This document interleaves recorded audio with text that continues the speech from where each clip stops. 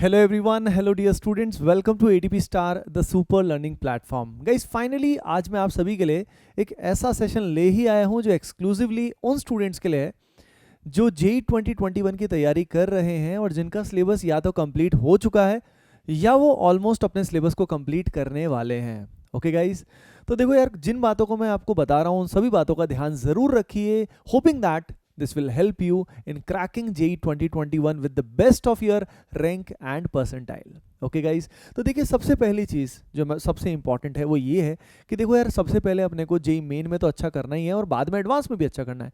पर पहला टारगेट होता है कि जेई मेन जो जनवरी में होने वाला है, अभी तक के लिए तो जनवरी का ही मतलब एज्यूम कर सकते हैं हम डेट, तो एज्यूमिंग जनवरी में एग्जाम होगा तो उसमें अपने को बहुत अच्छा करना है। ठीक है, अब देखो यार, एग्जाम का लेवल आप सभी जानते हो कि जेई मेन में क्या क्या आता है। ठीक है, तो सबसे पहले जो आपको क्या करना है, आपकी प्रिपरेशन जो है, that preparation must be highly focused. ठीक है, फोकस्ड को मैं थोड़ा सा डिटेल में आपको बताऊं तो देखो यार, अभी आपके लिए सबसे अच्छा रेफरेंस कौन कौन सा है, जो जेई मेन जनवरी में हुआ है, उसके अलावा जो जेई मेन अभी सितंबर में हुआ है, इनके जो पेपर्स हैं वो आपके लिए सबसे अच्छा रेफरेंस है। ठीक है ना, उससे बढ़िया मटेरियल आपको कहीं पे भी नहीं मिलेगा अगर जेई मेन की बात करें तो।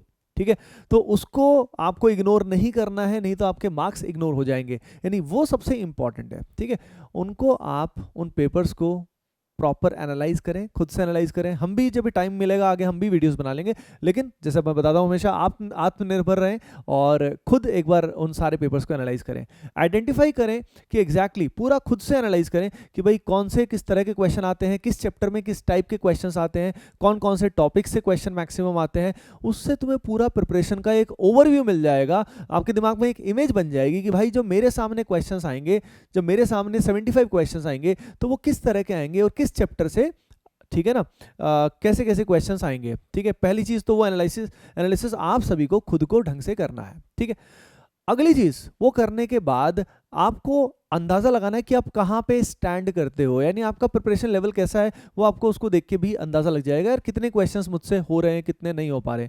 तो प्रिपरेशन आपकी एग्जैक्टली उन्हीं क्वेश्चंस के हिसाब से अलाइंड होनी चाहिए। देखो मैं बता रहा हूँ कि सिलेबस काफ़ी वास्ट होता है, बहुत सारी चीज़ें सिलेबस में होती हैं। ठीक है, इनफैक्ट बहुत जगह ऐसी भी बहुत सारी चीज़ें कराई जाती हैं जिनका सिलेबस से, यानी क्या बोलते हैं, वास्तविक चीज़ों से कोई भी लेना देना नहीं होता है। ठीक है, तो आपकी प्रिपरेशन आपको किसके हिसाब से रखनी है, एग्जाम में जो क्वेश्चंस आते हैं जिस तरह के आते हैं उसके हिसाब से आपको प्रिपरेशन को फोकस रखना है। ठीक है ना, तो उस चीज़ का ध्यान रखिए, नहीं तो टाइम कैसे खत्म हो जाएगा, ये 90 दिन भी कैसे खत्म हो जाएंगे, कैसे चले जाएंगे, आपको पता भी नहीं लगेगा। यानी प्रिपरेशन जब करो, जितने भी घंटे आप लगाओ पढ़ाई में, तो उसका कुछ रिजल्ट आना चाहिए, कुछ क्वेश्चन उससे होना चाहिए। ठीक है, तो each hour spent in the studies, कुछ ना कुछ होना चाहिए कि हर 2-3 घंटे जब आपने लगाए तो कोई क्वेश्चन उससे हुआ। इस तरीके से आपको स्ट्रेटेजाइज करना है।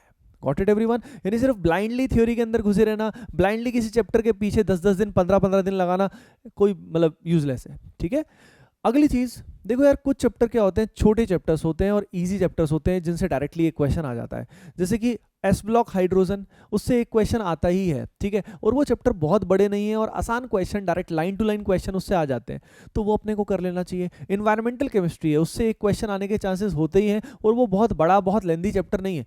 स्टूडेंट्स क्या करते हैं, इस तरह के चैप्टर्स इग्नोर कर देते हैं। ठीक है, आपको ऐसे इग्नोर नहीं करने यार, एक एक क्वेश्चन से मैटर करता है। कभी कभी बहुत बड़े बड़े चैप्टर में पता लगे आपने 15 दिन लगा दिए, 20 दिन लगा दिए, फिर भी उसका क्वेश्चन एग्जाम में जाके नहीं हुआ, और ये छोटे चैप्टर्स में हो सकता है कि भाई 3 दिन की तैयारी करी और उससे ही आपका काम हो गया है ना। समझ गए मेरी बात? तो इस बात का ध्यान रखोगे कि नहीं रखोगे, ध्यान रखना। वन शॉट वीडियोस जो एटीपी स्टार के हैं उनका भी आप यूज कर सकते हैं। ठीक है, अब देखो गाइज, ये जो वक्त है ये है प्रॉब्लम सॉल्विंग का, ये वक्त है प्रॉब्लम सॉल्विंग का, प्रैक्टिस करने का। रिवीजन का सबसे अच्छा तरीका होता है प्रैक्टिस करना। ठीक है, अब प्रैक्टिस के अंदर प्रैक्टिस करने के लिए मैं आप सभी को एक इन्फॉर्मेशन दे देता हूं। जो भी स्टूडेंट प्रैक्टिस का एक ऐसा कोर्स चाह रहे हैं जो बेसिकली प्रॉपरली प्रॉब्लम सॉल्विंग पे फोकस्ड है, हर चैप्टर का एनालिसिस चाहता है कि एग्जैक्टली किस तरह के क्वेश्चन आते हैं गाइस, उसके लिए, उन सभी स्टूडेंट्स के लिए अभिमन्यु कोर्स चालू हो रहा है 28 सितंबर को। अभिमन्यु कोर्स चालू हो रहा है 28 सितंबर को। ये एक्सक्लूसिवली प्रैक्टिसिंग के लिए है,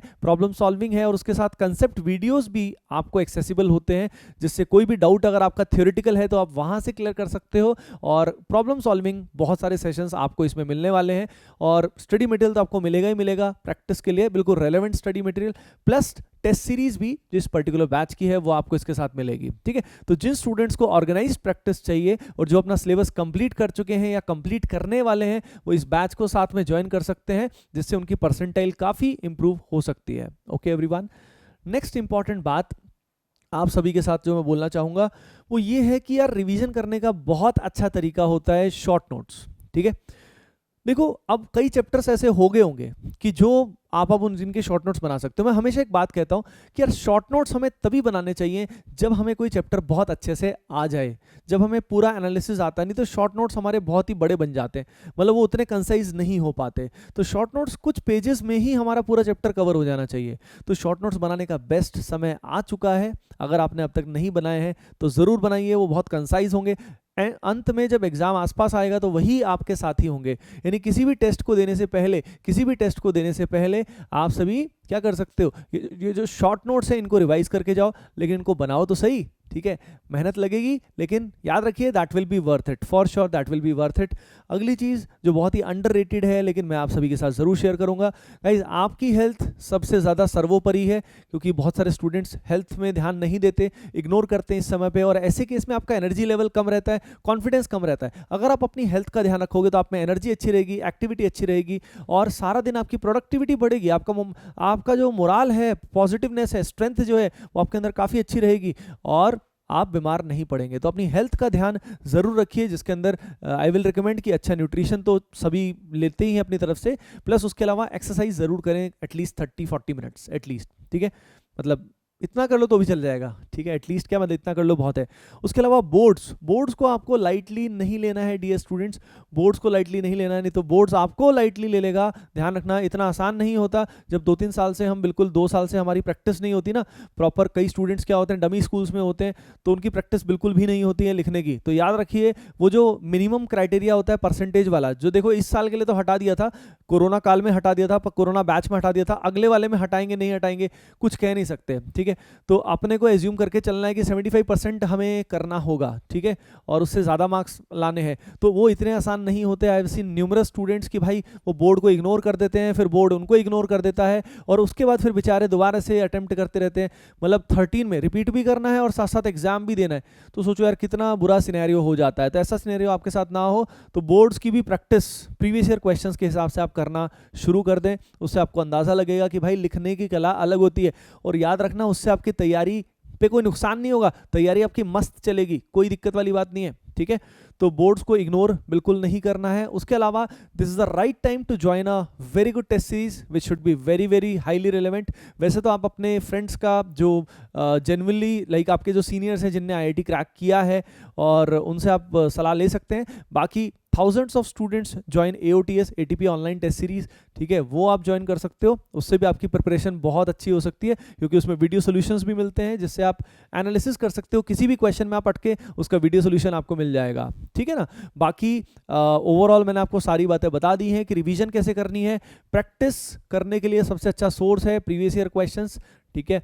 और इररिलेवेंट चीज़ों में मत फंसना बिल्कुल भी, अपनी सेहत का ध्यान रखिए और बोर्ड्स को भी बैलेंस करके चलना। ईजीएस्ट चैप्टर्स को इग्नोर मत करना, ठीक है, उनसे आपका स्कोर काफ़ी इंप्रूव हो सकता है। और this is the best time to complete those easiest and the smallest chapters which will take less of your time और जिसमें आपका आउटपुट ज़्यादा आएगा। Got it guys everyone?